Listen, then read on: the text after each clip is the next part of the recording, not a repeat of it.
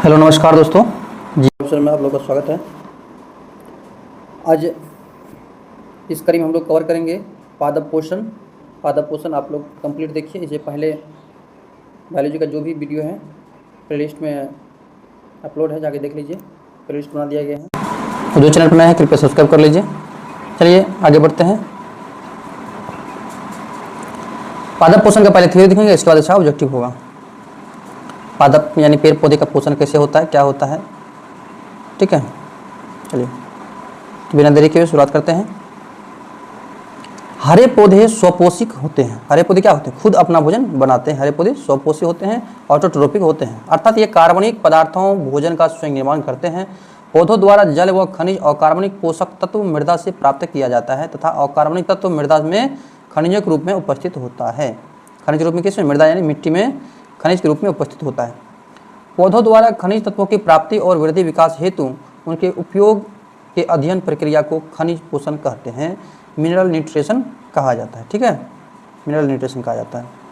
अगला पॉइंट देख लेते हैं। पौधों को अपना जीवन चक्र नियमित रूप से पूरा करने, विकार रहित रहने तथा समुचित विकास के लिए 17 अनिवार्य तत्वों का चिन्हित किया गया है। कितने तत्वों का? 17 अनिवार्य तत्व जो है पौधे के विकास के लिए चिन्हित किया गया है वैज्ञानिकों द्वारा। इसमें 9 तत्व आवश्यक वृहद मात्रा में होती है तथा कुछ जो है सूक्ष्म पोषी होते हैं। तो ये जो 9 तत्व है 17 में से, ये दीर्घ मात्रक पोषक है, यानी ये मैक्रो न्यूट्रिएंट एलिमेंट है ये, ठीक है। ये दीर्घ मात्रक पोषक तत्व कहलाते हैं, जबकि 8 तत्व की आवश्यकता लघु मात्रा में होती है। इसे सूक्ष्म पोषक या लघु मात्रा पोषक तत्व कहते हैं। एग्जाम में पूछ देता है कि निम्नलिखित में से कौन सूक्ष्म पोषक तत्व है या निम्नलिखित में से कौन दीर्घ पोषक तत्व है। तो मैक्रो और माइक्रो, देखिए मैक्रो और मैक्रो में अंतर है। माइक्रो लगाएंगे ये सूक्ष्म हो जाएगा, ठीक है।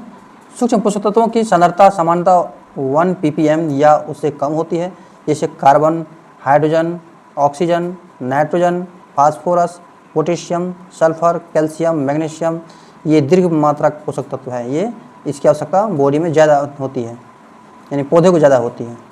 और बोरॉन, क्लोरीन, कॉपर, तांबा, लोहे, मैग्नीज, मोलिब्डेनम, निकेल, जिंक इत्यादि जो है सूक्ष्म पोषक तत्व है में आते हैं।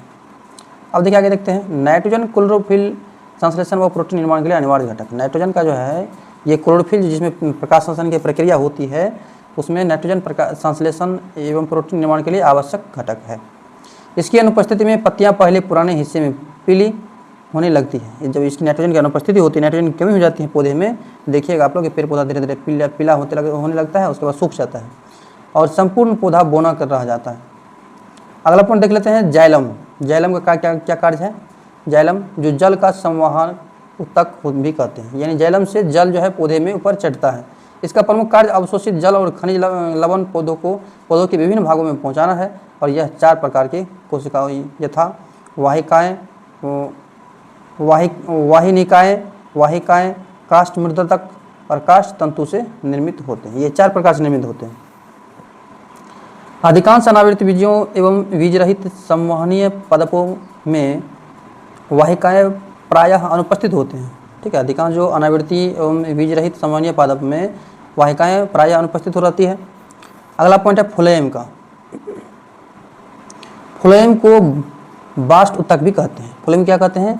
बास्ट उत्तक भी कहते हैं। इसका प्रमुख कार्य पौधों के हरे भागों में निर्मित भोज्य पदार्थ को दूसरे भागों में स्थानांतरित करना है। फ्लोएम का क्या कार्य है कि हरे भाग जो इसका प्रमुख कार्य पौधे के हरे भाग से निर्मित भोज्य पदार्थ को दूसरे भागों तक स्थानांतरित करना है, यानी एक दूसरे भोजन के दूसरे तक पहुंचाना है। और यह 4 प्रकार की कोशिकाओं द्वारा चलनी अवयव सखी कोशिकाएं फ्लोएम मृदु उत्तक और फ्लोएम तंतु से निर्मित होते हैं। कौन? फ्लोएम। वो भी 4 थे, जाइलम भी। अगला एक पॉइंट है अमरबेल। ये पौधा है अमरबेल, एक पूर्ण स्तंभ परजीवी आवृत बीजी पौधा है। क्या है? सॉरी, अमरबेल एक पूर्ण स्तंभ परजीवी आवृत बीजी पौधा है जिसका तना पतला, दुर्बल, पीला, नारंगी, लाल, गोरा पौधों का होता है। इसका तना पोषक के चारों ओर लिपटकर परजीवी मूल चूषण संरचनाओं द्वारा भोजन, खनिज तथा लवण जल प्राप्त करते हैं, ठीक है। अमरबेल, ये अमरबेल देखिएगा आप लोग पेड़ पौधे पर रहता है, पीला पीला टाइप का, दूसरे परजीवी दूसरे पर निर्भर करता है। वाष्पोत्सर्जन अगला है, अगला पॉइंट है वाष्पोत्सर्जन।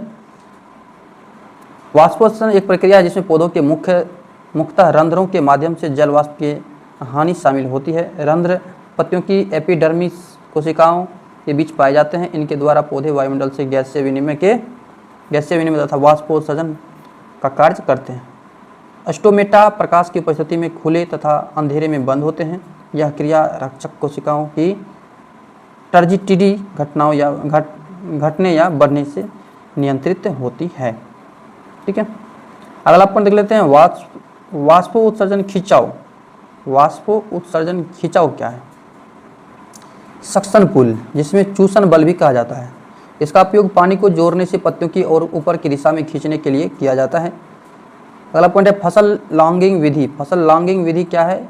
इसके द्वारा फसलों में विभिन्न पोषक तत्वों की मात्रा विश्लेषण किया जाता है और इस विधि में लगभग 3 महीने के बाद प्रत्येक 5 सप्ताह के अंतराल पर फसलों के नमूने इकट्ठे किए जाते हैं और इन नमूनों की जांच की जाती है, जिसके आधार पर पोषक तत्वों की मात्रा ज्ञात कर ली जाती है तथा किसी पोषक तत्व की आवश्यक मात्रा से कम होने पर पोषक तत्व फसल को उर्वरक के द्वारा दिया जाता है।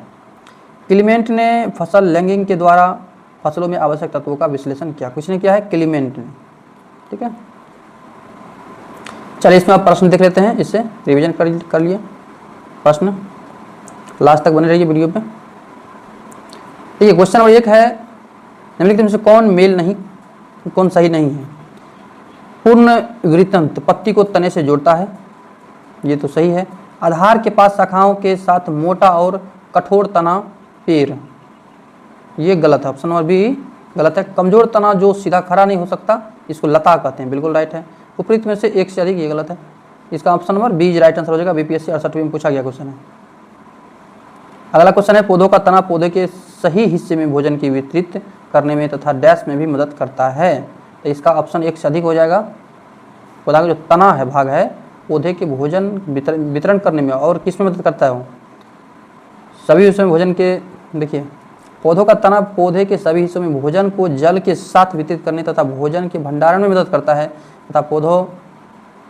तथा यह पौधों की पत्तियों फूलों फलों को सहारा देने के साथ पौधों को आकार देने में भी मुख्य भूमिका निभाती है। ठीक है, इसका ऑप्शन 1 से अधिक हो जाएंगे।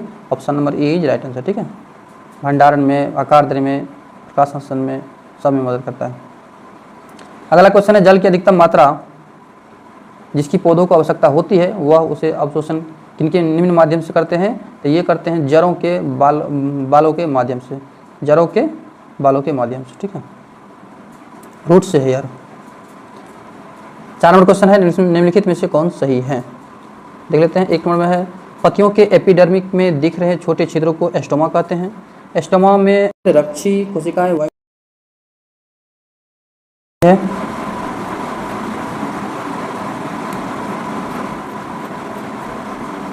और 3 में है वाष्प उत्सर्जन की क्रिया एस्टोमा के द्वारा होती है, तो इसका 1 2 3 तीनों सही है। Option number D is right answer. 36 से पूछा गया है, इसको नोट कर लीजिएगा। किसमें परिवर्तन के कारण रंध्र खुलते या बंद होते हैं? देखिए कोशिका में पानी की मात्रा घटता बढ़ता है तो रंध्र जो है एस्टोमा जो है खुलता है और बंद होता है, कोशिका में पानी की मात्रा। ठीक है, option number C is right answer हो जाएगा। और 6 नंबर क्वेश्चन है सक्शन पुल के कारण पेड़ों में पानी बहुत ऊंचाई तक पहुंच जाता है, जिसका कारण है क्या? वाष्प उत्सर्जन। वाष्प उत्सर्जन नहीं होगा तो पानी बहुत ऊंचाई तक नहीं पहुंच पाएंगे। और 7 नंबर क्वेश्चन है जब किसी वृक्ष की छाल वृक्ष के आधार के पास से गोलाकार चारों तरफ से हटा दी जाती है तो यह वृक्ष धीरे धीरे सूख कर मर जाता है, क्योंकि क्या कारण है कि वृक्ष जो है छाल हटाने में मर जाते हैं? ये हो जाएंगे जड़ें ऊर्जा से वंचित रह जाती है। जड़ क्या हो जाती है? ऊर्जा उसके नीचे तक पहुंच नहीं पाती है छाल हटा देने के बाद। ठीक है, अगला क्वेश्चन है 8 नंबर संवहनीय पौधों में पानी ऊपर किससे जाता है? तो ये सिंपल है, जाइलम टिश्यू से। जाइलम के द्वारा जो पानी किससे जाता है? जल किसके द्वारा जाता है? जाइलम से, जाइलम टिश्यू से, जाइलम उत्तक से। ठीक है, 9 नंबर क्वेश्चन है पौधों में जाइलम परिवहन के लिए जिम्मेदार है पानी। जाइलम के द्वारा क्या जाता है? पानी। सिंपल है, पौधों में जाइलम निम्नलिखित कार्य के लिए जिम्मेदार है तो पानी और घुले हुए खनिज। Option number A is right answer. 11 number question है पौधों में पानी पहुंचाया जाता है जाइलम के द्वारा। Option number A is right answer. 12 number question है पौधों में फ्लोएम मुख्यतः उत्तरदायित्व है फ्लोएम आहार वहन के लिए यानी भोजन के लिए।